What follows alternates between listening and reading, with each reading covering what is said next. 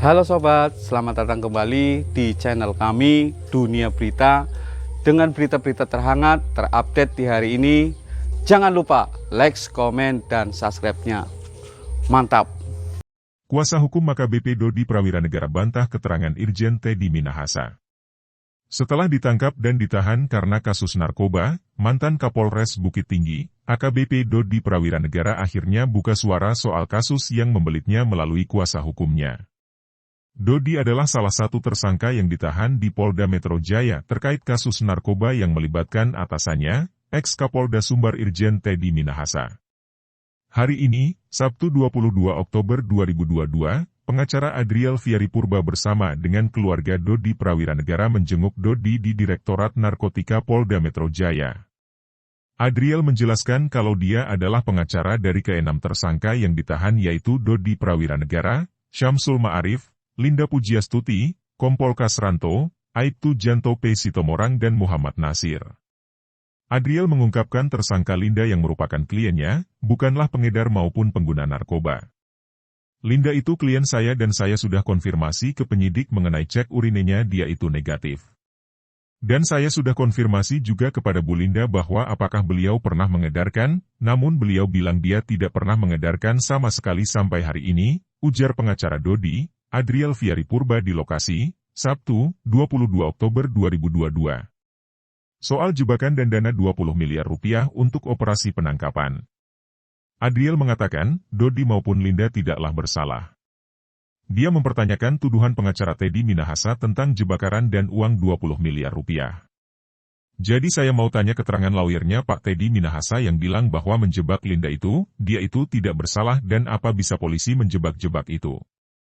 Polisi berarti jahat dong bisa menjebak-jebak seperti itu apalagi sekelas Irjen Pol, sekelas jenderal menjebak-jebak dan katanya ada mengkait-kaitkan 20M itu kan berarti urusannya pribadi, katanya.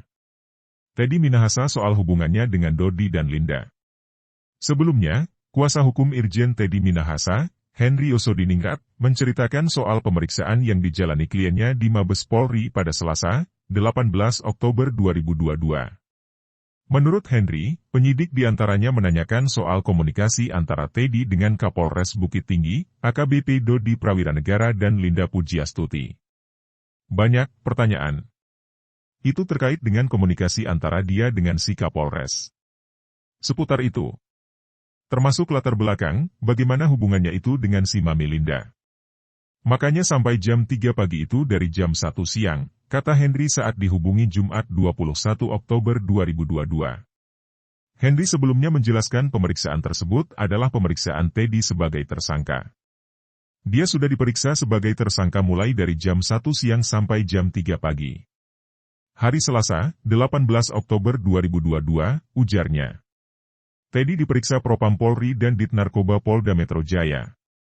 Henry mengungkapkan bahwa mantan Kapolda Sumatera Barat itu diperiksa di Divisi Profesi dan Pengamanan, Propam, Polri oleh Direktorat Reserse Narkoba Polda Metro Jaya. Di Provos Propam. Kemudian yang memeriksa itu dari Direktorat Narkoba Polda Metro. Diperiksa sebagai tersangka, ujarnya. Mengenai pemeriksaan soal etik, Henry belum mengetahui jadwalnya. Ia hanya menyampaikan bahwa Teddy ditahan dan ditempatkan khusus penyidik oleh Propam Polri. Belum gak tahu saya, sidang etik. Tapi dia sekarang ini bukan ditahan oleh penyidik tapi patsus oleh Propam, kata Henry. Henry menyatakan bahwa tim penasihat hukum akan mendampingi Teddy Minahasa baik dalam kasus pidananya maupun kasus pelanggaran kode etik. Irjen Teddy Minahasa ditangkap. Sebelumnya, Inspektur Jenderal Teddy Minahasa ditahan karena diduga terlibat dalam kasus peredaran narkoba jenis sabu. Penahanan itu dilakukan hanya berselang beberapa hari setelah dia dimutasi menjadi Kapolda Jawa Timur menggantikan Irjen Niko Afinta. Kapolri Jenderal Listio Sigit Prabowo kemudian membatalkan mutasi tersebut. Teddy diduga memerintahkan Kapolres Bukit Tinggi, AKBP Dodi Prawiranegara, menjual sebagian barang bukti sabu kepada Linda Pujiastuti. Barang bukti sabu tersebut kemudian ditukar dengan tawas. Penukaran sabu ini berawal dari pengungkapan kasus narkoba oleh Polda Sumatera Barat pada Mei 2022 dengan barang bukti 41,4 kg sabu senilai 62,1 miliar rupiah. Dodi disebut mengganti 5 kg sabu tersebut dengan tawas.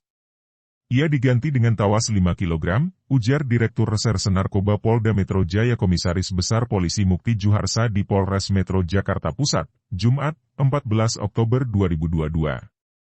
Teddy pun dinyatakan positif menggunakan sabu. Hal itu terbukti setelah dia menjalani pemeriksaan urin di Divisi Propam Polri. Henry Yosodiningrat sebut Teddy bukan pemakai narkoba. Henry Yosodiningrat mengatakan kliennya berkukuh bukan pemakai narkoba. Ia menjelaskan telah bertemu langsung dengan Teddy Minahasa. Dalam pertemuan itu, kata dia, Teddy bersumpah tidak pernah mengonsumsi narkoba.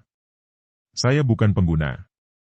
Saya tidak pernah menggunakan narkoba dan dia bersumpah demi Allah, kata Henry, Selasa, 18 Oktober 2022. Kepada Henry, Teddy Minahasa mengatakan hasil tes urinenya positif karena pengaruh obat bius sehari sebelumnya. Teddy dibius karena melakukan tindakan medis pada lutut kemudian dibius. Dokter giginya ada. Saya sudah konfirmasi ke dokternya, ternyata benar dan dibius, kata Henry. Sementara soal penjualan sabu dari Dodi ke Linda, Teddy Minahasa dalam keterangan tertulisnya pada Sabtu, 15 Oktober 2022 mengaku menyetujui penyisihan barang bukti tersebut, namun dia menyatakan bahwa hal itu untuk keperluan dinas. Dia pun mengaku mengenal Linda yang disebut pernah memberikan informasi palsu soal penyelundupan sabu di kawasan Selat Malaka.